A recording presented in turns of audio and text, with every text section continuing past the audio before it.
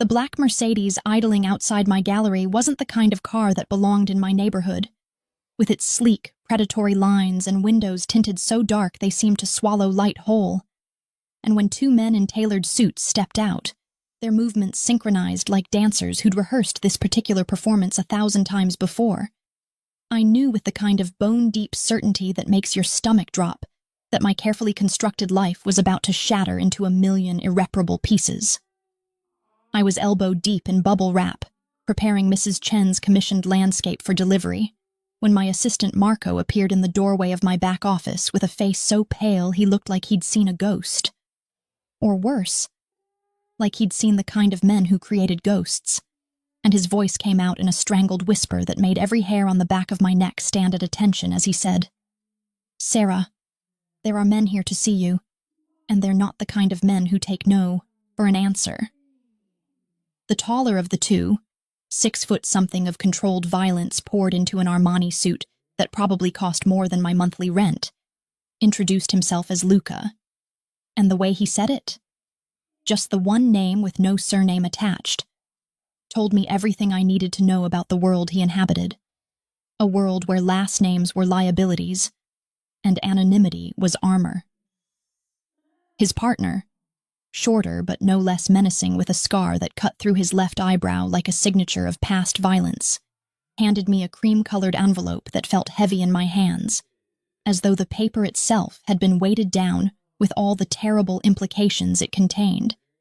And when I opened it with fingers that trembled despite my best efforts to project a confidence I absolutely did not feel, I found an invitation, though calling it an invitation was like calling a shark's open mouth a smile, to dinner at an address in Gold Coast that I recognized immediately as belonging to Dante Corvino. The name alone was enough to make my blood run cold, because everyone in Chicago knew who Dante Corvino was, even those of us who'd spent our entire adult lives trying to stay as far away from the city's underbelly as humanly possible. And the stories about him ranged from terrifying to absolutely nightmarish. Tales of a man who'd inherited his father's empire at 25 and had spent the last 7 years expanding it with a ruthless efficiency that left bodies in his wake and terror in his shadow. I'd never met him, had never even seen him in person, but I knew my father had owed him money before the heart attack took him 6 months ago.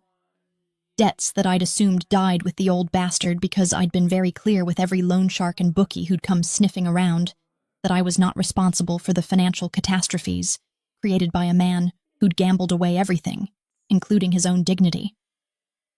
"Mr. Corvino requests the pleasure of your company this evening at 8 o'clock, Luca said in a voice that was all smooth professionalism masking an undercurrent of threat, and the way he emphasized the word requests made it crystal clear that this was not actually a request at all, but rather a command dressed up in polite language, the kind of summons that came with consequences if declined.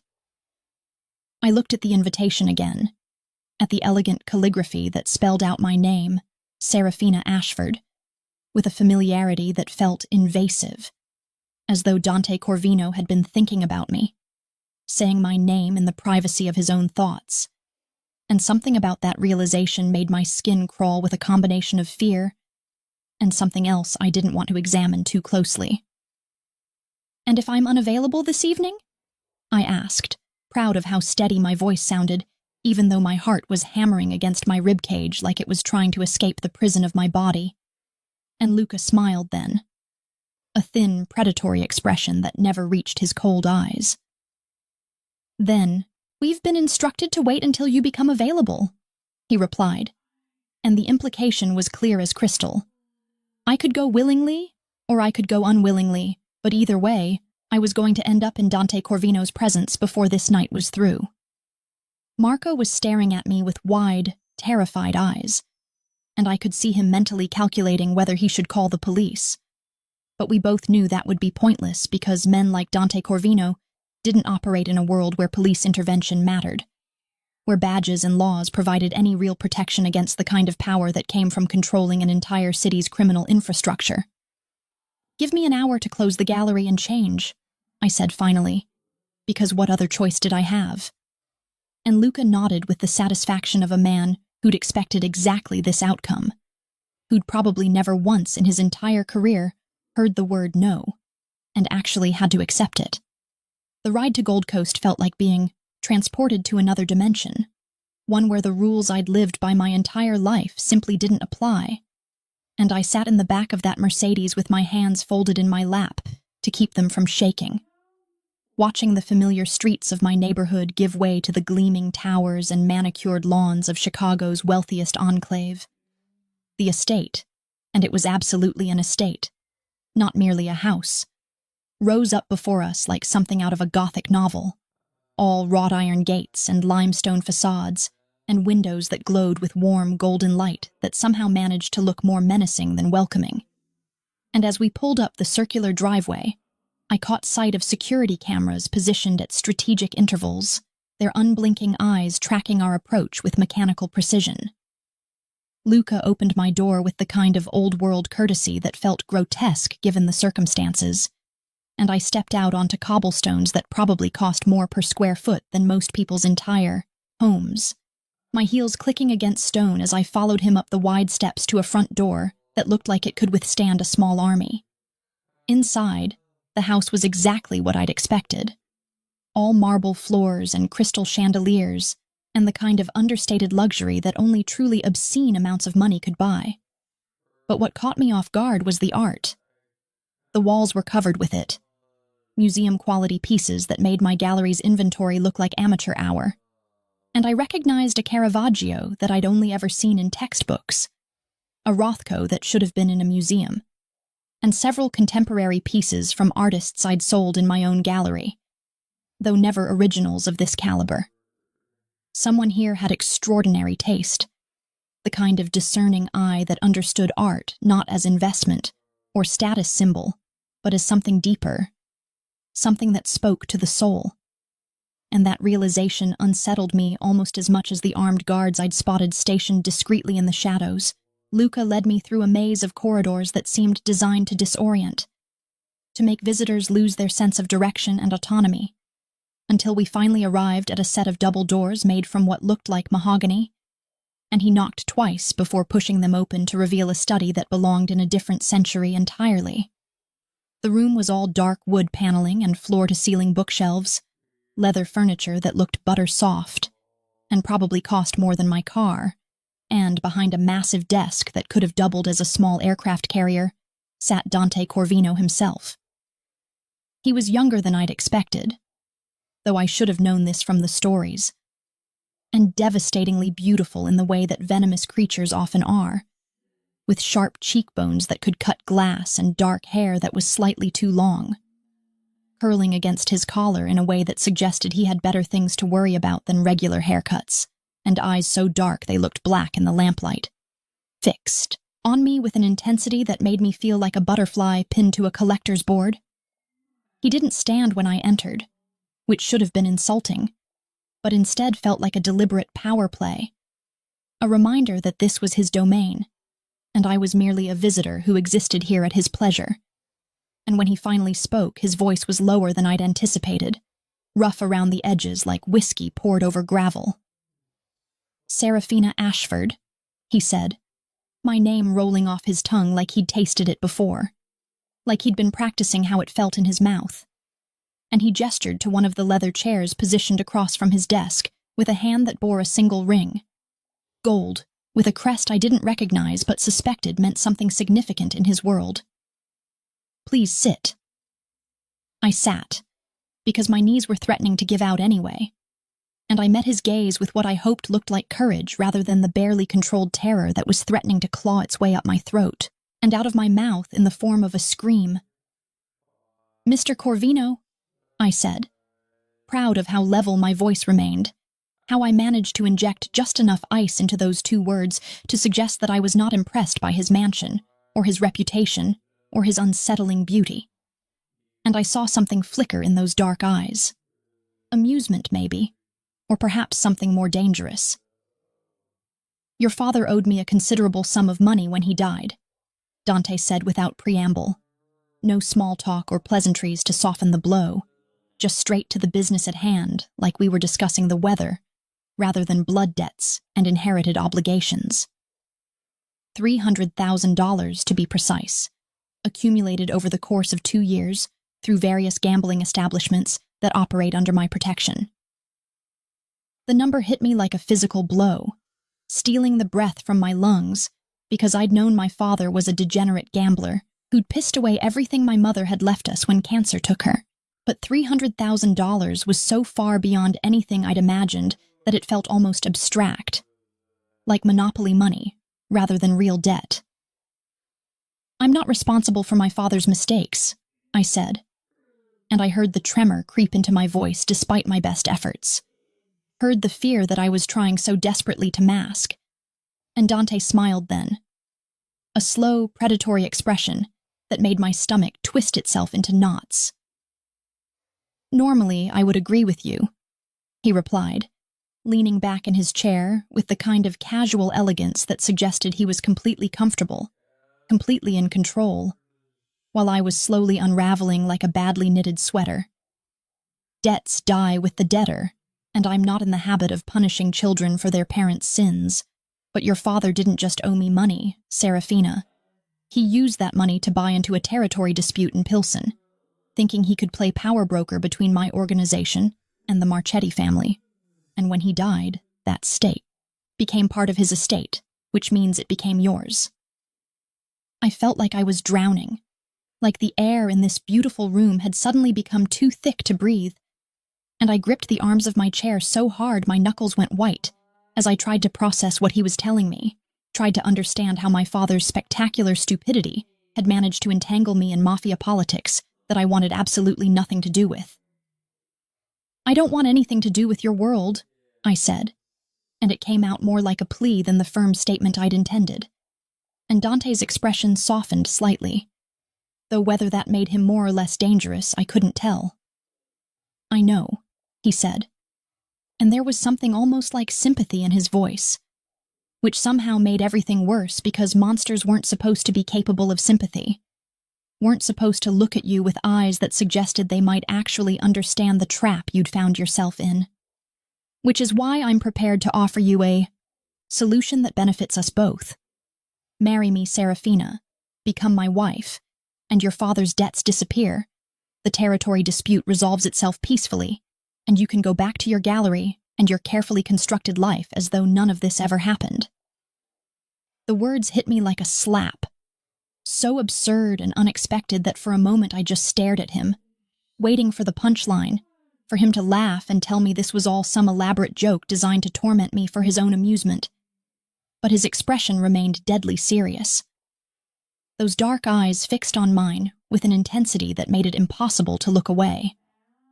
"You can't be serious," I whispered, because the alternative, that he was actually proposing marriage as a business transaction, like I was a piece of property to be acquired rather than a person with autonomy and choices, was too horrifying to accept.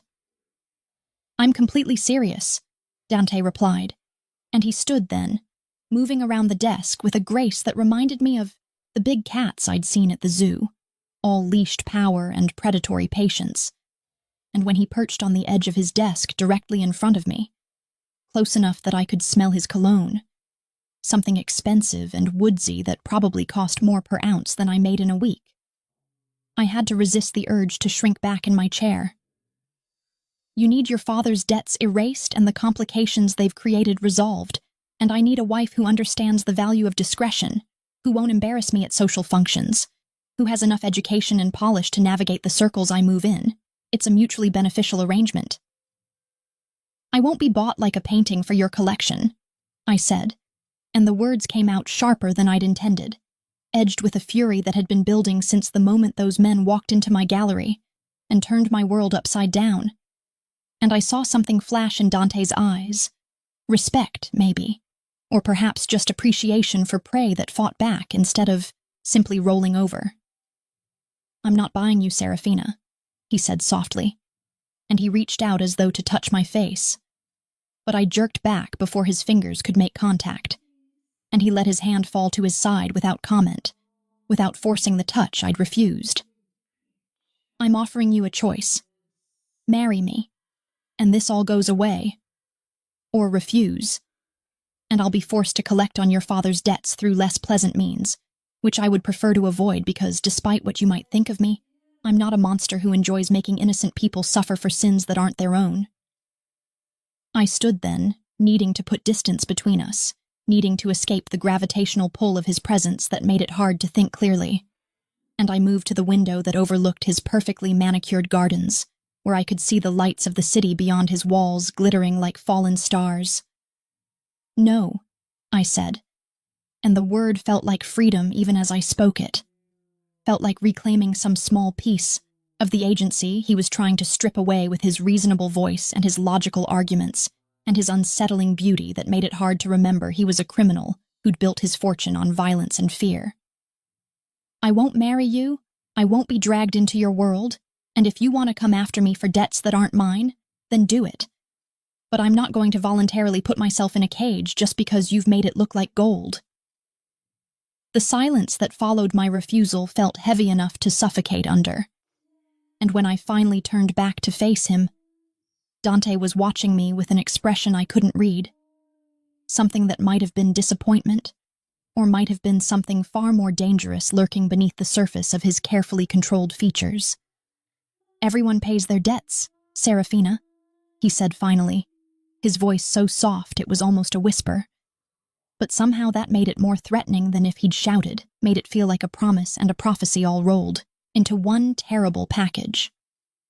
"One way or another, the scales always balance, and I want you to remember that you had a choice here tonight, that I offered you the easy path, and you chose to make this difficult." Luca appeared as though summoned by some invisible signal, materializing in the doorway with his blank professional expression firmly in place. And I understood without being told that this meeting was over. That I'd been dismissed like an employee who'd disappointed their boss. And part of me wanted to scream at the sheer audacity of it all, while another part just wanted to run as far and as fast as my legs would carry me. I walked out of that study with my head held high, refusing to let Dante see how badly I was shaking, refusing to give him the satisfaction of knowing he'd terrified me down to my very bones. And the ride home passed in a blur of streetlights and racing thoughts as I tried to convince myself that I'd done the right thing, that standing up for my autonomy was worth whatever consequences might follow. But as I unlocked the door to my apartment above the gallery and stepped into the familiar sanctuary of my own space, I couldn't shake the memory of Dante's eyes on mine, couldn't forget the way he'd said my name like it belonged to him, and I had the terrible sinking feeling that refusing Dante Corvino's proposal wasn't the end of this nightmare. It was only the beginning, and whatever came next was going to be so much worse than anything I could possibly imagine. 72 hours of blessed, beautiful silence had passed since my encounter with Dante Corvino. 72 hours during which I'd almost convinced myself that maybe I'd overreacted, that maybe his threat had been nothing more than theatrical posturing designed to scare me into compliance, and I'd thrown myself into work with a manic energy that Marco had commented on more than once, unpacking new inventory and updating the gallery's website and doing anything that would keep my hands busy and my mind occupied with something other than the memory of those dark eyes watching me like I was a puzzle he intended to solve. I'd even managed to sleep the night before. A full 8 hours uninterrupted by nightmares of men in expensive suits dragging me into Mercedes with tinted windows. And when I woke up that Thursday morning to sunlight streaming through my bedroom window and the familiar sounds of the city coming to life below, I felt something dangerously close to hope that maybe, just maybe, I'd actually escaped the web that Dante had tried to spin around me. My phone rang while I was making coffee, Lily's name flashing across the screen in that cheerful way that always made me smile because my baby sister was the only purely good thing left in my life, the only piece of our shattered family that had somehow emerged from our father's wreckage unscathed and untainted by his poison. And I answered with a lightness I hadn't felt in days. "Hey, Lil," I said, tucking the phone between my ear and shoulder as I poured cream into my mug, and I heard her laugh. That bright musical sound that reminded me of our mother and made my chest ache with a bittersweet combination of love and loss. "I just aced my organic chemistry exam," she announced, with the kind of pride that only a 19-year-old pre-med student who'd spent the last 2 weeks studying until her eyes crossed could muster. And I felt my heart swell with fierce protective love for this girl who was going to be a doctor someday, who was going to save lives and make something beautiful out of the ugliness our father had left behind. I'm heading to the library after my anatomy lecture tonight to get ahead on next week's reading, but I wanted to call and tell you first because I know you were worried about me. We talked for another 10 minutes. Easy conversation about her classes and my gallery, and her roommate's disastrous dating life. The kind of normal, mundane sister talk that felt like a lifeline to sanity. And when we hung up with promises to have dinner together over the weekend, I felt lighter than I had in days. Felt like maybe the universe wasn't entirely determined to crush me under the weight of my father's mistakes after all. I spent the day at the gallery in a state of something approaching contentment, helping a young couple select their first piece of original art for their new apartment, and chatting with Mrs. Chen about her grandson's upcoming bar mitzvah. And by the time I flipped the sign to closed at 6 o'clock, I'd almost forgotten about Dante Corvino entirely, had relegated him to the category of bad dream, rather than present threat. The first tendril of unease crept in around 8:30, when Lily's usual goodnight text, a tradition we'd maintained since she'd left for Northwestern 2 years ago, failed to arrive, and I told myself she was probably just deep in her textbooks, had lost track of time the way she always did when she was focused on studying. But by 9 o'clock I was checking my phone every 30 seconds like somehow my constant vigilance would make the message appear. I called her at 9:15 and got her voicemail, that perky recording of her voice asking me to leave a message, and I tried to keep the worry out of my own voice as I asked her to call me back when she got this. Told myself that I was being paranoid, that college students forgot to check their phones all the time, and there was absolutely no reason to panic. By 10 o'clock, I was pacing my apartment like a caged animal, calling her phone over and over again only to be sent straight to voicemail, and the fear that had been a small, manageable thing in my chest had grown into a full-fledged monster that was threatening to claw its way up my throat and out of my mouth in the form of a scream. I called her roommate Jessica, who answered on the third ring with sleep-fuzzy confusion, and told me that Lily had left for the library around 7 and hadn't come back yet, which wasn't unusual because she sometimes studied until the library closed at midnight. And I thanked her and hung up and told myself to breathe, to be rational, to not jump to the worst possible conclusion just because my sister hadn't answered her phone for a couple of hours. The video arrived at 10:47, a text from an unknown number containing a file that my shaking hands almost dropped my phone trying to open, and when the image finally loaded on my screen, the world tilted sideways and all the air rushed out of my lungs in a sound that was half sob, half scream, because there was my baby sister, my Lily, sitting in what looked like a bedroom that was far too nice to be anything other than a very expensive prison, wearing the same Northwestern sweatshirt she'd had on in the photo she'd texted me that morning.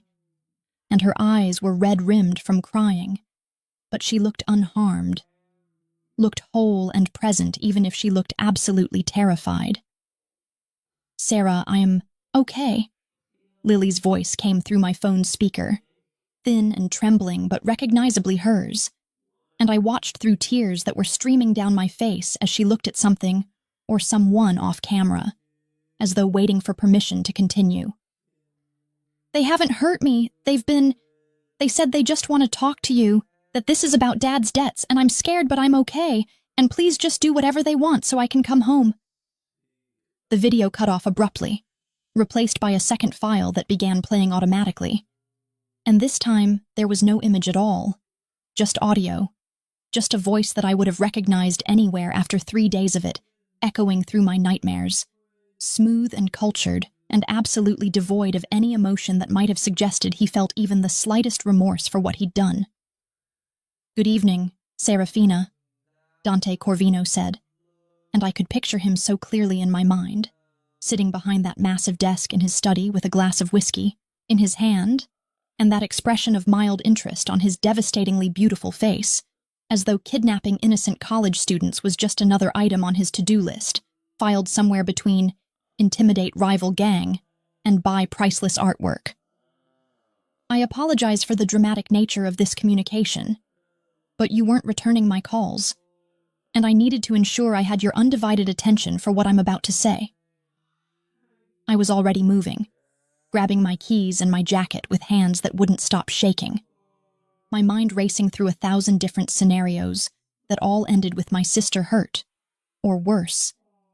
And I barely registered the sound of Dante's voice continuing to emanate from my phone as I stumbled down the stairs from my apartment to the street below. Your sister is, as you can see, perfectly safe and comfortable in the east wing of my home, he continued, in that maddeningly calm tone that made me want to reach through the phone and wrap my hands around his throat until that voice stopped forever, until he understood what it felt like to be powerless and terrified and desperate. She's been given a lovely room with an ensuite bathroom, access to anything she might need for her studies, and instructions to my staff that she's to be treated as an honored guest rather than a prisoner, though I'm sure the distinction feels rather academic from her perspective. I was in my car now, engine roaring to life, and I realized with a clarity that cut through the panic like a knife that I had no idea where I was going, that I couldn't just drive to Dante's estate and demand my sister back because that was exactly what he wanted, exactly the response he'd calculated I would have, and I forced myself to pull over to the side of the road and actually listen to the rest of his message before I did something stupid that would only make this situation infinitely worse. I want to be very clear about the terms of your sister's visit, Dante said, and I could hear the pause before that last word, could practically hear the smirk in his voice as he deliberately chose the euphemism that made kidnapping sound like a social call. She will remain here, safe and comfortable and completely unharmed, until you and I come to an agreement about the proposal I made to you 3 nights ago, and before you start formulating plans to involve law enforcement or attempt some sort of dramatic rescue. Let me remind you that I own half the police force in this city, and the other half is too afraid of me to interfere in my personal business. The worst part was that I knew he was telling the truth, knew that going to the police would accomplish nothing except possibly making him angry enough to actually hurt Lily, and the helplessness that realization brought with it was so overwhelming, I thought I might vomit right there in my car, thought I might simply dissolve into the kind of hysterical sobbing that would make it impossible to function and therefore impossible to save my sister from the mess I'd created by refusing to just accept his proposal and be done with it. I'll expect you at my home within the hour, Dante concluded, and his voice had shifted slightly, had taken on an edge that suggested his patience, which had apparently been considerable up until this point, was wearing thin. The same car that brought you before is waiting outside your gallery, and Luca has been instructed to bring you directly to me, so that we can discuss the revised terms of our arrangement, like the rational adults I know we both are. And Serafina, please don't keep me waiting, because while I have no desire to harm your sister, I'm not above selling her to one of my business associates who are significantly less scrupulous about how they treat young women in their care. The message ended, and I sat there in my car, with my phone clutched in my hand, so tightly I was surprised the screen didn't crack, and I could feel the scream building in my chest, the one I'd been holding back since the moment I'd seen Lily's terrified face on that video. But I swallowed it down, because screaming wouldn't save her, wouldn't change the fact that Dante Corvino had just checkmated me so completely that there was no move left on the board except surrender. I looked up and saw, just as he'd promised, the black Mercedes idling outside my gallery with its predatory lines and windows that swallowed light, and I knew that Luca was inside waiting for me with that professional patience that came from years of collecting debts and delivering threats. And I understood with perfect, crystalline clarity that I had been outmaneuvered by a man who had been playing this game since before I'd even understood there was a game being played. The drive to Gold Coast felt different this time, felt less like being transported to another dimension, and more like descending into hell with full knowledge of what awaited me at the bottom, and I spent the entire ride staring out the window at the city lights that blurred into streaks of color through my tears, thinking about Lily and our mother, and the gallery I'd built from nothing, and all the ways my life was about to change in ways I couldn't even begin to comprehend. Luca didn't try to make conversation, which I appreciated because I honestly didn't trust myself to speak without either screaming or breaking down completely. And when we pulled up that circular driveway for the second time in less than a week, I felt like I was watching myself from a distance, like this was happening to someone else and I was just a spectator to my own tragedy. The house looked different at night, more fortress than home. And when Luca led me through those familiar corridors, I noticed details I'd missed before. The security cameras positioned at every intersection, the subtle bulges under jackets that suggested the staff were all armed, the way doors clicked locked behind us as we passed, as though the house itself was swallowing me whole and ensuring I couldn't find my way back out, even if I tried.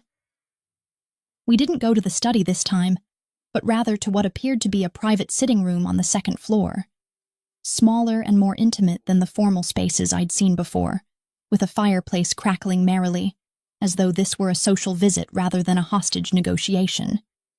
And Dante was standing by the window when I entered, backlit by the city lights beyond, so that his face was in shadow and I couldn't read his expression. "Where is she?"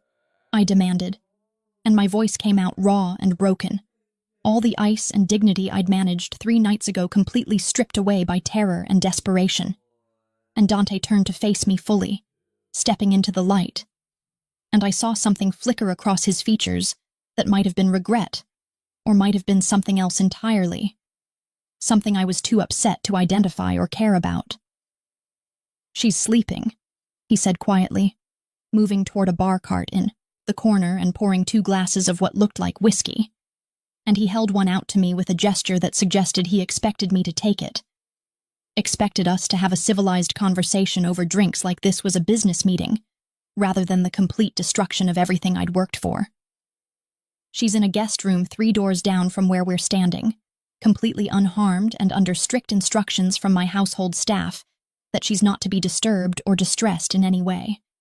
And you're welcome to see her after we've concluded our discussion, though I'd prefer she not see you this upset because it will only frighten her more." I ignored the offered drink, ignored everything except the fury that was building in my chest like a wildfire, hot and consuming and absolutely beyond my control. And I crossed the space between us in 3 strides and did something that was probably the stupidest thing I'd ever done in my entire life. I slapped him, hard enough that my palm stung and his head snapped to the side and a red handprint bloomed across his cheek like a brand. "You son of a bitch!" I hissed, and I was crying now, tears streaming down my face as I shoved at his chest with both hands, as I pounded my fists against him in a fury that was equal parts terror and rage and helplessness. "She's 19 years old. She has nothing to do with any of this. And you dragged her into your sick game to prove some kind of point, to force my hand because you couldn't handle the fact that I said no to you." He let me hit him. Didn't move to defend himself or grab my wrists or do any of the things he could have done to stop me.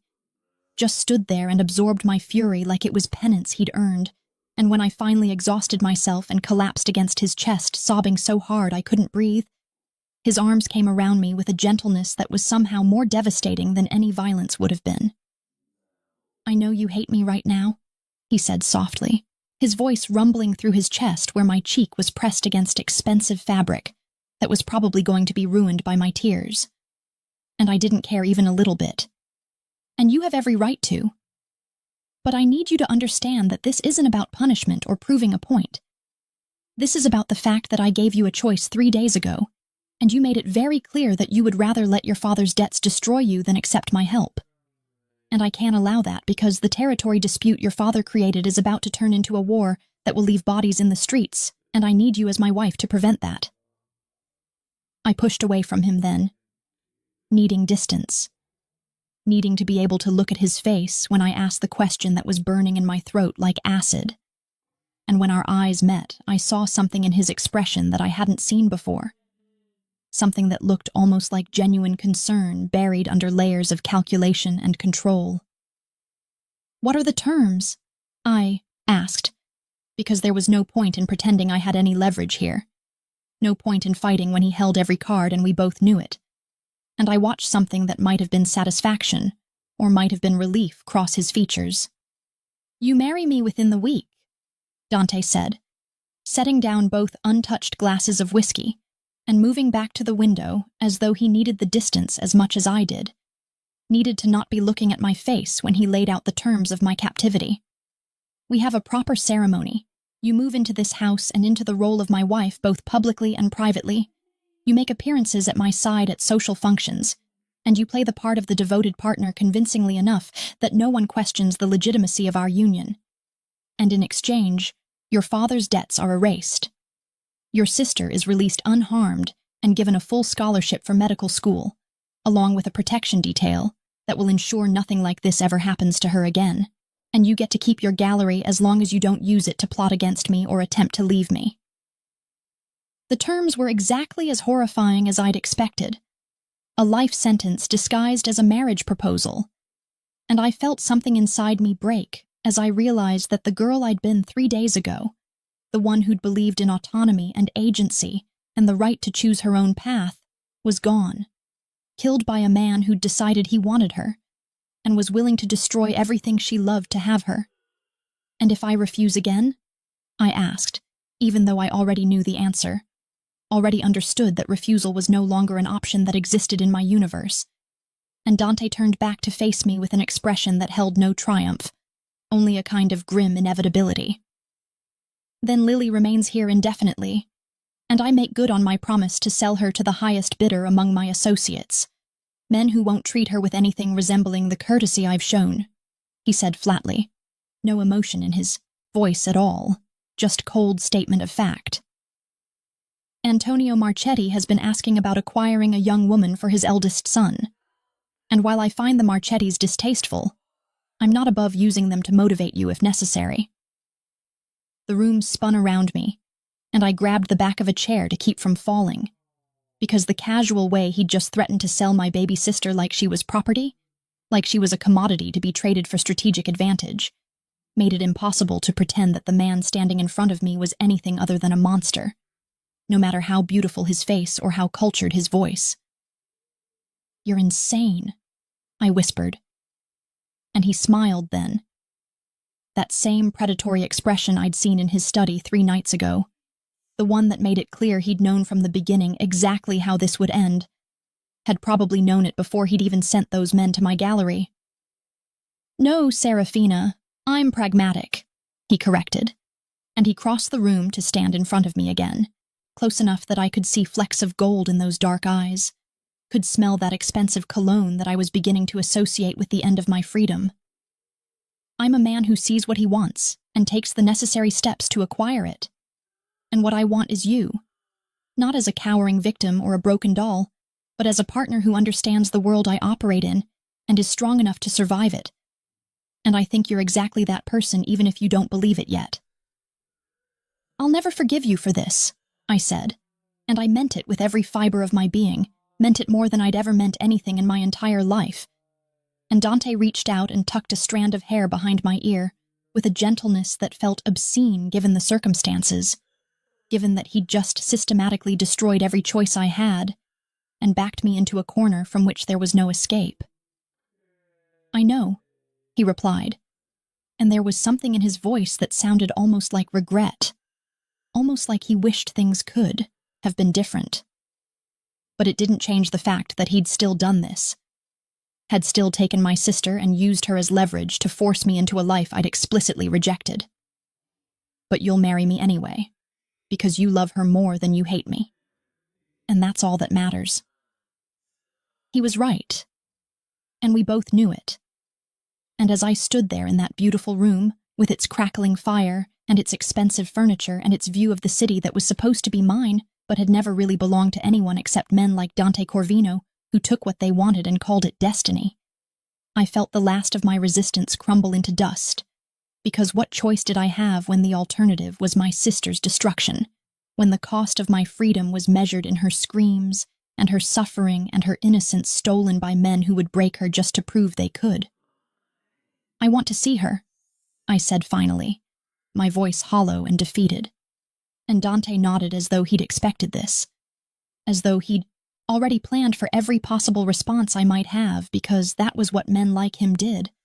Planned and calculated and maneuvered until everyone around them was exactly where they wanted them to be. And when he held out his hand to guide me down the hallway to where my sister slept, I took it because what did it matter now?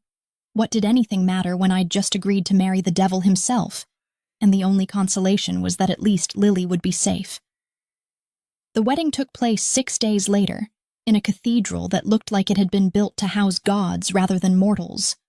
All soaring Gothic arches and stained glass windows that cast kaleidoscopic patterns of light across marble floors. And as I stood in the vestibule wearing a dress that cost more than most people's cars, ivory silk that clung to every curve before cascading into a train so long it required 2 attendants to manage, I couldn't help but think that this was exactly the kind of beautiful cage Dante Corvino specialized in creating. Prisons so lovely you almost forgot they were designed to trap you. The dress had appeared in my apartment 2 days after I'd agreed to his terms, delivered by a team of stylists who'd descended on my small space like a particularly well-organized invasion force. And they'd brought with them not just the gown, but an entire trousseau of clothing that represented my new life. Designer labels I'd only ever seen in magazines and jewelry that probably required its own insurance policy. And the message had been clear as crystal. Serafina Ashford, struggling gallery owner who bought her clothes at consignment shops and counted pennies to make rent, was being erased and replaced with Mrs. Dante Corvino, a woman who would never again have to worry about money because she'd traded her financial freedom for a different kind of servitude entirely. I'd wanted to refuse it all, wanted to show up to this farce of a wedding in jeans and a t-shirt just to prove that he couldn't control every aspect of my existence. But then I'd thought about Lily safe in her dorm room, with the protection detail Dante had promised shadowing her every move. And I'd put on the dress and let the makeup artists paint my face, and the hairstylists arrange my dark curls into something elegant and bridal, because this wasn't about my pride anymore. This was about survival. Lily had been released the morning after my capitulation, returned to her dorm room with a carefully constructed story about having spent the night with a study group and forgetting to charge her phone. And when I'd called her to make sure she was really, truly okay, she'd been confused by my tears and my desperate questions, had laughed and told me I was being paranoid, and that of course she was fine. Why wouldn't she be fine? Dante had kept his word about erasing her memories of the kidnapping somehow.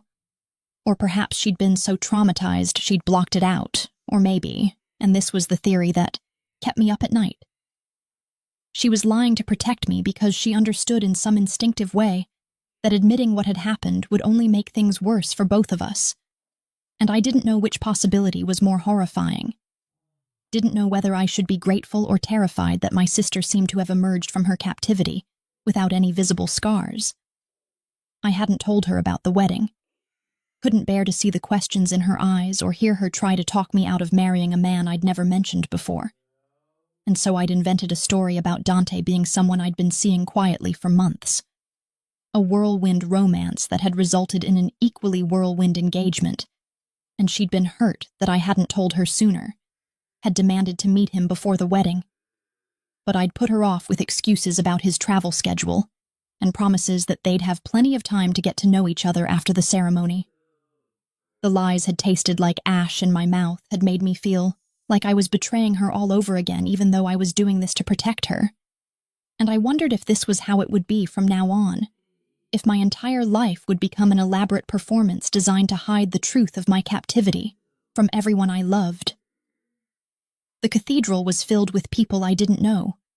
Chicago's criminal elite dressed in designer suits and couture gowns, their faces carefully neutral as they watched me make my way down an aisle that felt approximately 10 miles long, and I recognized some of them from news reports about organized crime, faces that appeared in FBI wanted posters and investigative journalism pieces, and the surreal horror of it all threatened to overwhelm me until I caught sight of Dante standing at the altar waiting for me. He was devastating in a custom tuxedo that had probably been tailored by Italian masters, His dark hair swept back from his face in a way that emphasized those sharp cheekbones and made him look like some fallen angel, painted by Caravaggio. And when our eyes met across the distance that separated us, I saw something flicker in his expression that I couldn't quite identify. Something that looked almost like uncertainty, as though he was worried I might turn and run at the last possible moment, even though we both knew I wouldn't. Couldn't. Not when Lily's safety depended on my compliance. The ceremony itself passed in a blur of words that felt like they were being spoken in a foreign language, vows that I repeated with a voice that didn't sound like my own. And when the priest, who was either incredibly corrupt or terribly naive about the nature of the union he was sanctifying, pronounced us husband and wife, Dante's hands were gentle as they framed my face, his kiss soft and almost reverent in a way that made absolutely no sense given that this entire marriage was built on coercion and threats. I kissed him back because everyone was watching, because this performance required my full participation. And I tried not to think about the fact that his lips tasted like expensive whiskey and something darker. Tried not to notice the way my traitorous body responded to his touch, with a heat that felt like betrayal of everything I should be feeling in this moment. The reception that followed was held in a ballroom that looked like it belonged in Versailles. All crystal chandeliers and gilt mirrors and enough flowers to stock a dozen funeral homes. And I smiled until my face hurt and made small talk with people whose hands were stained with blood and whose fortunes were built on suffering. And through it all, Dante remained at my side like a shadow. His hand at the small of my back or wrapped around mine, a constant reminder that I belonged to him now in the eyes of everyone who mattered in his world. His mother, Vittoria, a woman in her early 60s, who wore her expensive clothes like armor, and looked at me with eyes that held nothing but cold calculation, had cornered me during the cocktail hour and delivered what was ostensibly a welcome to the family, but felt much more like a threat, telling me in a voice that dripped with false sweetness that many women had tried and failed to secure Dante's attention permanently, and that she would be watching very closely to see whether I was worthy of the Corvino name or just another opportunistic gold digger who would embarrass them all. I'd smiled at her with saccharine politeness and told her I looked forward to getting to know her better, all while thinking that if this was what maternal warmth looked like in Dante's world, it was no wonder he'd turned out to be such a complete monster. And when she drifted away to terrorize some other unfortunate guest, Dante had leaned down to whisper in my ear that I'd handled that well, that his mother respected strength and I'd just passed her first test, and I'd wanted to tell him that I didn't give a damn about passing his family's tests, that I was here under duress and playing along didn't mean I'd accepted my fate. But the ballroom was full of people, and this wasn't the time or place for that conversation. The evening dragged on with an interminable series of toasts from people whose names I'd never remember and didn't want to know.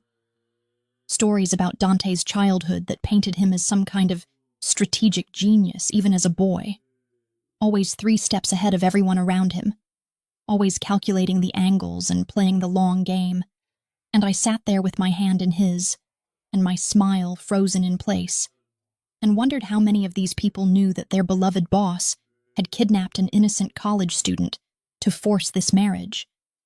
How many of them would have cared, even if they did know, and the answer to both questions was probably 0, because this was a world where power was the only currency that mattered, and morality was a luxury that people like us couldn't afford. When we finally left the reception, Dante had vetoed my suggestion that we skip a honeymoon in favor of him just leaving me the hell alone, informing me that appearances mattered, and we'd be spending a long weekend at his lake house to maintain the illusion of marital bliss. I felt exhausted down to my bones, wrung out from hours of performing happiness I didn't feel.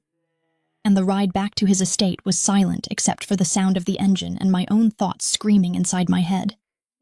The house looked different now that I knew I'd be living here. Looked less like an impressive piece of architecture, and more like the very expensive prison it actually was. And when Dante helped me out of the car, with old-fashioned courtesy that felt grotesque given the circumstances, I had to resist the urge to slap his hand away and run into the night, even though I had nowhere to run to and no way to escape the life I'd just legally bound myself to. He led me through corridors I was beginning to recognize, past the study where he'd first proposed this nightmare and up a sweeping staircase to the second floor. And when he stopped in front of a set of double doors and pushed them open to reveal what was clearly meant to be our shared bedroom, I felt my stomach drop because I'd been trying very hard not to think about this particular aspect of our arrangement, had been operating under the perhaps naive assumption that he'd installed me in a guest room and we'd maintain separate sleeping quarters like people in 19th century arranged marriages. The room was enormous, decorated in shades of cream and gold that should have been soothing, but instead felt oppressive, dominated by a bed that was approximately the size of my entire apartment and looked like it had been designed specifically for activities I had no intention of participating in. And I turned to Dante with panic rising in my throat like bile. "I'm not sleeping with you," I said, and my voice came out higher than I'd intended, edged with a hysteria I couldn't quite control. And Dante looked at me with an expression that was hard to read, something that might have been amusement, or might have been exasperation, or might have been something else entirely hidden behind his carefully controlled features. "I'm not a rapist, Serafina," he said quietly, and he moved past me into the room, shrugging out of his tuxedo jacket and draping it over a chair with the kind of casual elegance that suggested he was completely comfortable, while I was slowly unraveling. "You're my wife now, which means you sleep in my bed and in my room where I can ensure your safety, but I'm not going to force myself on you. When we make love, and we will eventually, it will be because you've come to me willingly, because you want me as much as I want you, and until that happens, I'm perfectly capable of keeping my hands to myself." The certainty in his voice when he said when rather than if made me want to scream, made me want to tell him that hell would freeze over before I willingly touched him. But I was too tired to fight, and too aware that fighting was pointless anyway, when he held all the power in this relationship. And so I just stood there feeling helpless and furious, and so incredibly trapped that I thought I might suffocate under the weight of it all. "I want to see Lily," I said instead, because that was the only card I had left to play, the only leverage I possessed in this entire disaster, and Dante nodded as though he'd expected this request.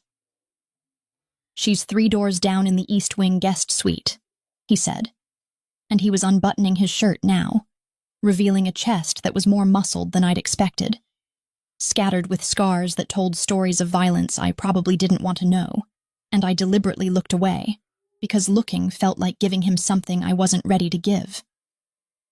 "I had her moved here this afternoon with a cover story about you wanting family close during the adjustment period, and she seemed excited about spending time with her big sister in your new home, completely oblivious to the fact that she's essentially a permanent hostage ensuring your good behavior." The casual way he said it, the complete lack of shame or remorse in his voice, made me hate him with a fresh intensity that took my breath away, and I realized that this was my life now, that Lily and I were both prisoners in this beautiful house with its priceless art, and its armed guards and its master who collected people the way other men collected paintings, and there was no escape. No cavalry coming to rescue us. No happy ending waiting at the end of this story. "Why are you doing this?" I asked, and the question came out broken, all my carefully maintained composure finally cracking under the pressure of everything that had happened in the past week. "You could have any woman you wanted, women who would marry you willingly, who would be thrilled to live in this house and spend your money and play the role of Mafia wife, so why me? Why go to all this? Why trouble to force someone who hates you into a marriage neither of us actually wanted?" Dante was silent for a long moment, and when he finally spoke, he'd moved to stand in front of the floor-to-ceiling windows that overlooked the gardens, his back to me so I couldn't see his face, couldn't read his expression to know whether what he was about to say was truth or just another manipulation designed to keep me off balance. "I saw you in your gallery 6 months ago," he said quietly, his voice lacking its usual hard edge, sounding almost vulnerable in a way that made me deeply uncomfortable because vulnerable Dante was somehow more unsettling than cold, calculated Dante. "I'd gone in to look at a piece by an artist I'd been following. And you were there arguing with a customer who'd tried to lowball you on a sculpture. And you were magnificent, fierce and uncompromising, and completely unafraid even though you clearly needed the sale. And I stood there watching you defend that artist's work and thought I'd never seen anyone so beautiful in my entire life. He turned then, and in the lamplight his face looked different, softer somehow, and I could see something in his eyes that terrified me more than any threat he'd ever made because it looked genuine, looked like actual emotion rather than the calculated performance I'd assumed everything with him was. I started researching you, learned about your father and his debts, and the way you'd built something legitimate out of the ashes of his destruction.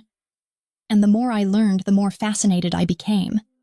And when I discovered that his gambling had inadvertently given me leverage over you through that territory dispute, I saw it as an opportunity rather than a problem, a chance to have something I wanted rather than something I needed for strategic purposes. So you decided to destroy my life because you saw me once and thought I was pretty?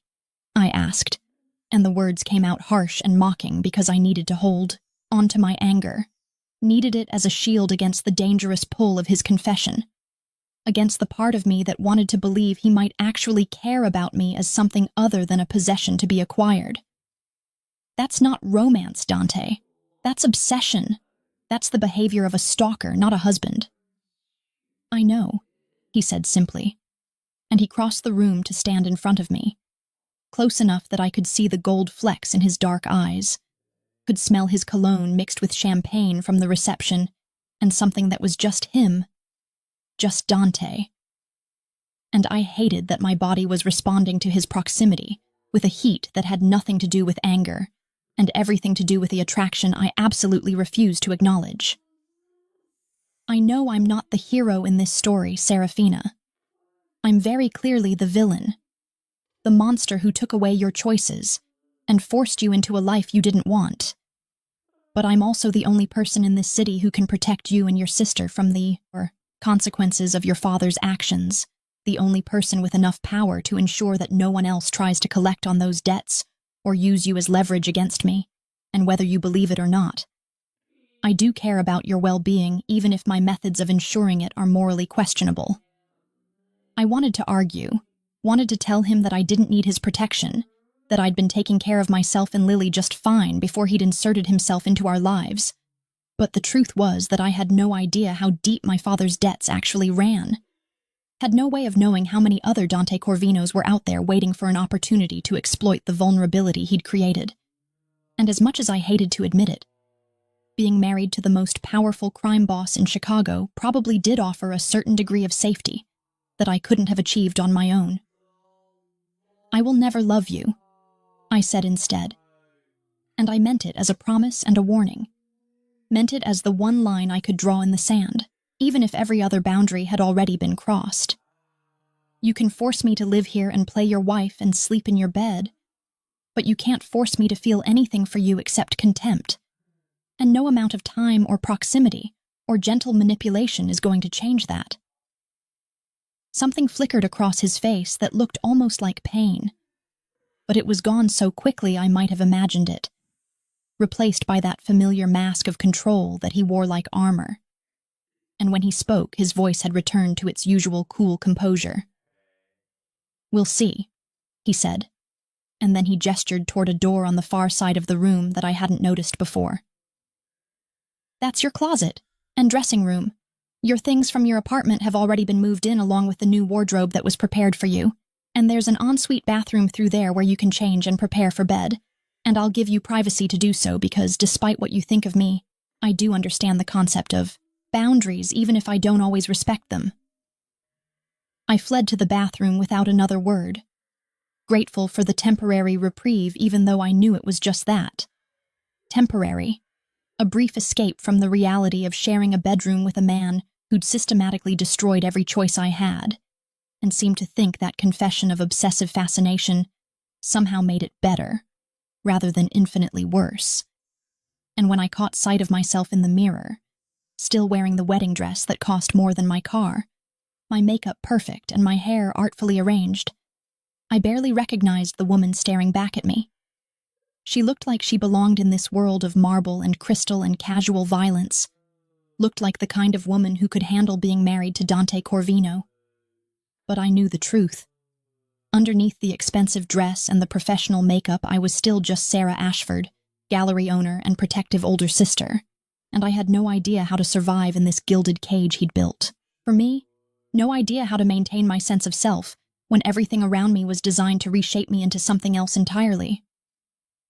When I finally emerged wearing the silk nightgown I'd found laid out in the dressing room, modest by some standards, but still far more revealing than anything I would have chosen for myself, Dante was already in bed, his bare chest visible above the sheets, and he looked up from the book he'd been reading with an expression that was carefully neutral, even though I could see the heat in his eyes as they traveled over my body. I climbed into the far side of the bed, maintaining as much distance as the admittedly enormous mattress would allow, and I lay there rigidly under covers that felt like they cost more than most people's monthly salary, acutely aware of his presence just a few feet away, of the sound of his breathing and the warmth radiating from his body, and the absolute insanity of the fact that this was my wedding night, and I was spending it next to a man who terrified and infuriated me in equal measure. "Good night, Serafina," Dante said softly, and he reached over to turn off the lamp on his side of the bed, plunging the room into darkness broken only by the city lights filtering through the windows, and I didn't respond because I didn't trust my voice not to break, didn't trust myself not to either scream or cry or both, and so I just lay there in the dark, listening to him shift and settle, and eventually fall asleep while I remained wide awake, staring at the ceiling and wondering how many nights like this stretched out before me. How many years I'd spend trapped in this beautiful prison playing a role I never auditioned for, and whether there would ever come a day when I stopped feeling like a stranger in my own life and started feeling like the woman Dante Corvino seemed so convinced I could become. 6 weeks had passed since the wedding that had transformed me from Serafina Ashford into Mrs. Dante Corvino. 6 weeks of waking up in that enormous bed next to a man who kept his promise about not forcing himself on me, even as the proximity and the daily intimacy of sharing space slowly eroded the walls I'd built around myself. And I hated that I was beginning to notice things about him that complicated the simple narrative of monster and victim I'd been clinging to like a lifeline. I noticed the way he took his coffee black, with exactly 1 sugar cube dissolved slowly, while he read the morning news. The way he absently ran his fingers through his hair, when he was deep in thought about business matters he rarely discussed with me. The way his face softened almost imperceptibly, when Lily called during our weekly dinners together, and he made polite conversation with her about her classes and her friends, and her dreams of becoming a pediatric surgeon, never once hinting at the fact that she was as much a prisoner in this arrangement as I was, even if her cage came with the illusion of freedom. The house had become familiar in the way that prisons become familiar to their long-term residents, every corridor and room mapped in my mind with the kind of detail that came from having nothing to do but explore the boundaries of my confinement. And Dante had been true to his word about giving me a studio where I could continue my art. A sun-drenched room on the 3rd floor that overlooked the gardens and came equipped with every supply I could possibly need.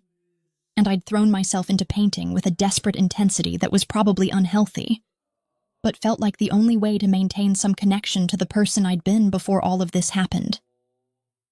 He would sometimes appear in the doorway while I was working, watching me with an expression I couldn't quite read, and he never interrupted or offered commentary, or did anything except stand there for a few minutes, before disappearing again. And I told myself I didn't care whether he liked what I was creating, told myself his opinion meant nothing. But I couldn't help noticing that 2 of my recent pieces had appeared on the walls of his study, hung in places of prominence where he'd see them every day.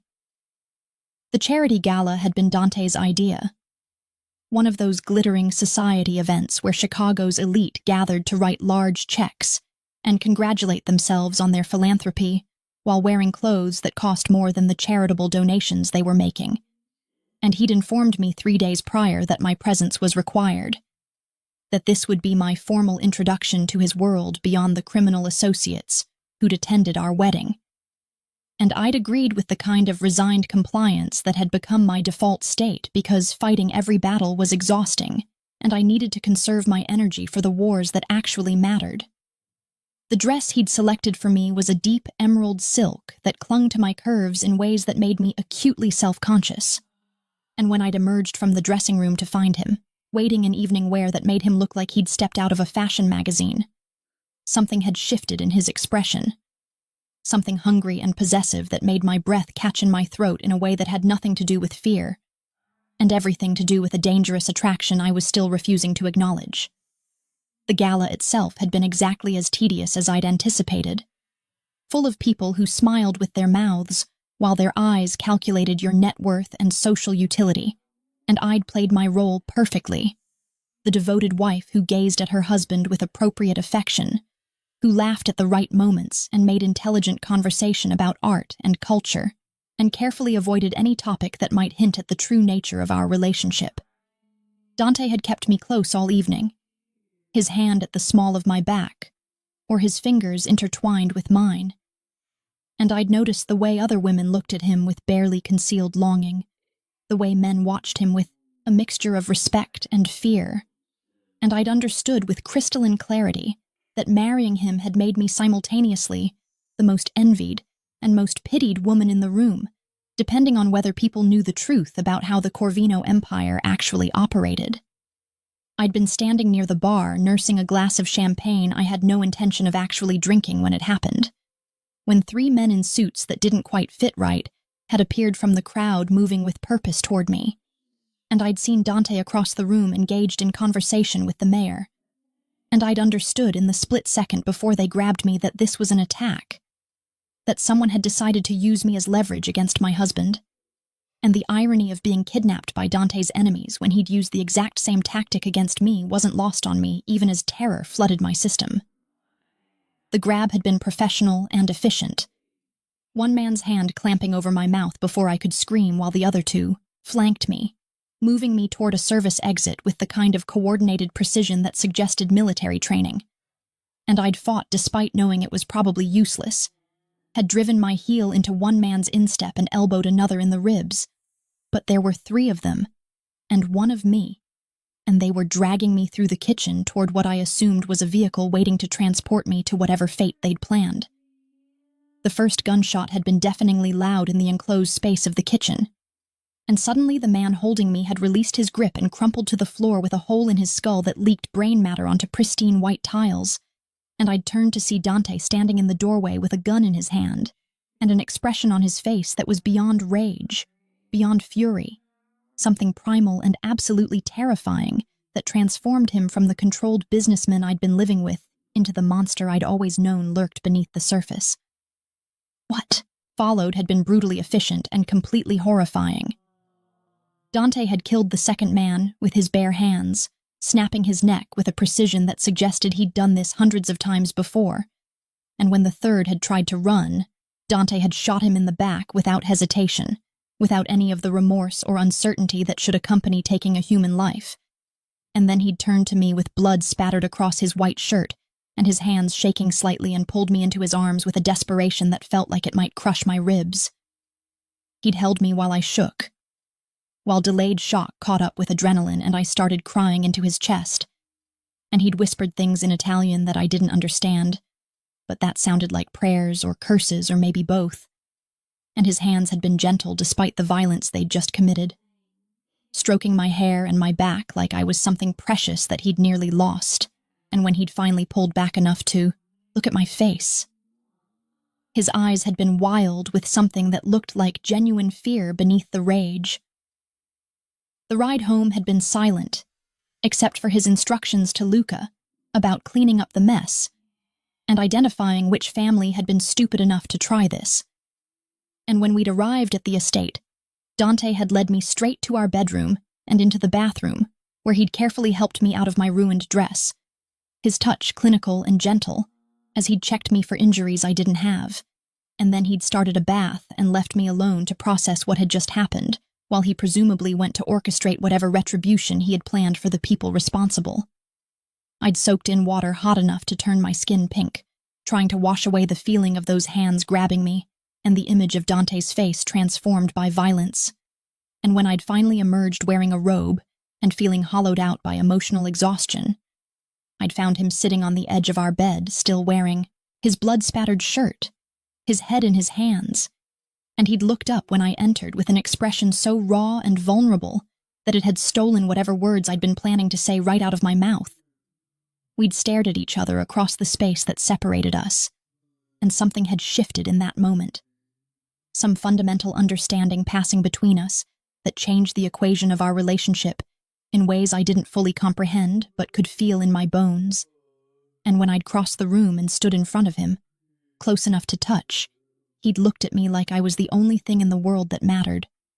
Like he'd just watched his entire universe nearly get torn away and was still trying to convince himself that I was real and whole and standing in front of him. The kiss had started soft, my lips finding his with a tentative exploration that tasted like champagne and adrenaline and something darker that I didn't want to name. And then his hands had come up to frame my face, and the kiss had deepened into something that felt like drowning, like surrendering to a current I'd been fighting against for 6 weeks. And I'd kissed him back with a hunger that terrified me, because it meant some part of me wanted this, wanted him, despite everything he'd done and everything he represented. His hands had moved to my waist, pulling me closer until I was standing between his legs, with his face pressed against my stomach, and I'd run my fingers through his hair the way I'd seen him do when he was thinking. And the sound he'd made, something between a groan and a sigh, had sent heat pooling low in my belly in a way that made me understand just how dangerous this proximity had become, how the line between hatred and desire was far thinner than I'd ever imagined it could be. I'd pulled back then, sudden clarity cutting through the haze of want and fear and confused emotion. And I'd seen my own conflict reflected in his eyes, seen him struggle with the same realization, that we'd just crossed a line that couldn't be uncrossed, that something fundamental had shifted between us in the aftermath of violence and terror, and neither of us knew what to do with this new reality we'd created. The attack came 3 days after the kiss that had changed everything between us. 3 days of careful distance and heated glances, and a tension so thick it made the air in our shared bedroom feel electric. And I'd been in my studio working on a piece that was dark and chaotic, and probably said far too much about my psychological state when I'd heard the first gunshot echo through the house like thunder, followed by the unmistakable sounds of shouting and breaking glass, and all the terrible cacophony that accompanied violence on a massive scale. My first thought had been of Lily, who was supposed to be at the library studying for midterms, but who I suddenly realized with gut-wrenching terror might have come back early, might be somewhere in this house that was currently under siege, and I'd abandoned my brushes and run toward the east wing where her room was located. My heart pounding so hard, I thought it might burst right through my ribcage. Dante had found me in the corridor, appearing from a side passage with Luca at his side, and both of them armed with weapons that looked military-grade and terrifying. And the expression on his face when he'd seen me had been equal parts relief and fury, and he'd grabbed my arm hard enough to bruise and practically dragged me back toward our bedroom, while Luca had peeled off to join the fighting that I could hear intensifying throughout the house. "Vittoria," Dante had said through gritted teeth as he'd shoved me into our room and locked the door behind us, moving immediately to a panel in the wall that I'd never noticed before, and pressing something that made it swing open to reveal an arsenal that would have made a small army jealous. My own mother orchestrated this, made a deal with the Marchetti family to have me killed and install Luca as a puppet boss she could control, and she used the fact that I've been distracted by you, weakened by caring about something other than power and territory, as evidence that I'm no longer fit to lead. The words hit me like physical blows, and I'd felt a guilt so overwhelming it threatened to buckle my knees, because this was my fault, because my presence in his life had created a vulnerability that his enemies had exploited. And if he died tonight, it would be because he'd been too busy protecting me and obsessing over me to notice the threat growing in his own household. I'd watched him load weapons with the kind of practiced efficiency that spoke to years of experience with violence, had seen his hands shaking slightly despite his controlled demeanor, and I'd understood that he was terrified in a way I'd never seen before, not for himself, but for me. for what would happen to me if he lost this fight. And that realization had done something strange to my chest, had made my heart twist with an emotion I absolutely refused to name, because naming it would mean acknowledging that somewhere in the past 6 weeks of forced proximity and unwilling intimacy, I'd started to care about this man who'd destroyed my life to make me part of his. The choice had been presented to me in that moment with crystalline clarity. I could stay hidden in this bedroom while Dante fought for his life and his empire, could wait to see whether he emerged victorious or whether his enemies would come for me once he was dead, could preserve my own safety and my comfortable fiction that I was just a victim in this story, with no agency or culpability. Or I could acknowledge the truth that had been growing in my heart despite my best efforts to ignore it.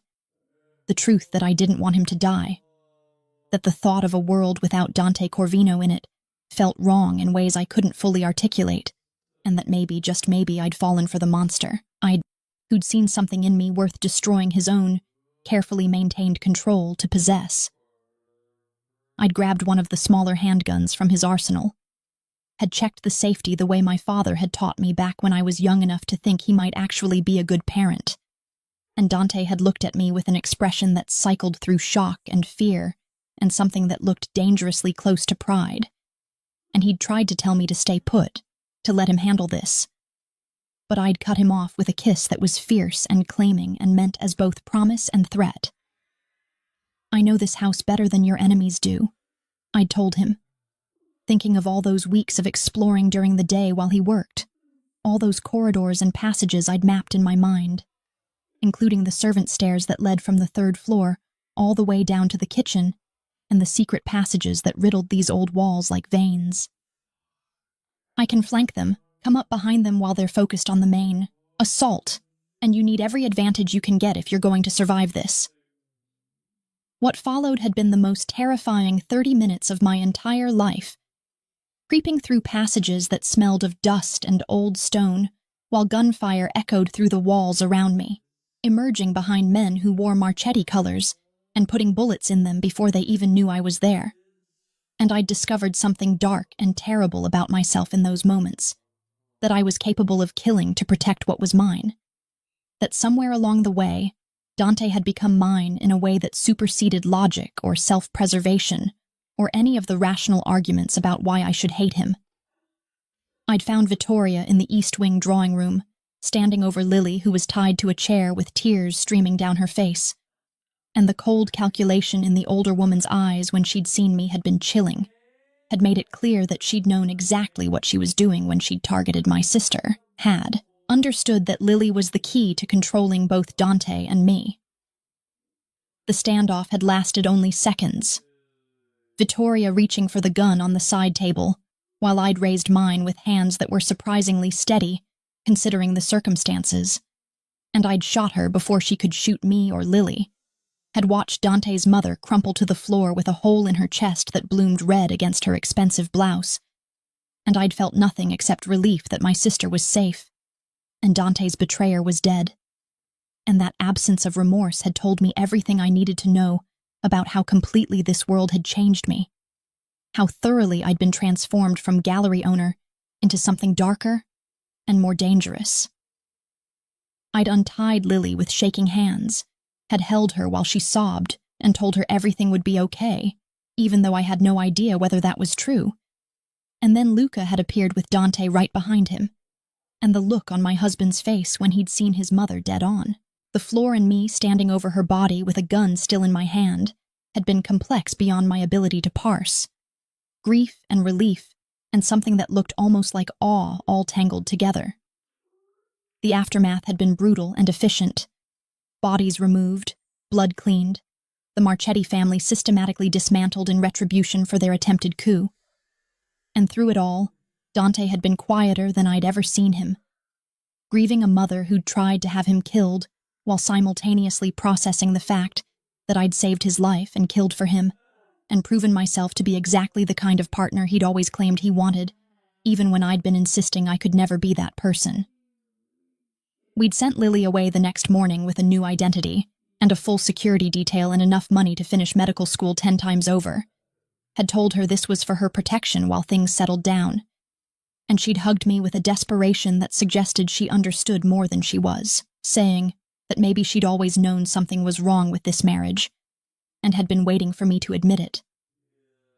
That night, alone in our bedroom for the first time since the attack, Dante had knelt in front of me where I sat on the edge of our bed, and he'd taken my hands in his with a gentleness that seemed impossible from a man I'd watched execute people with cold efficiency, and he'd asked me the question that had been hanging between us since I'd kissed him, before running off to fight at his side.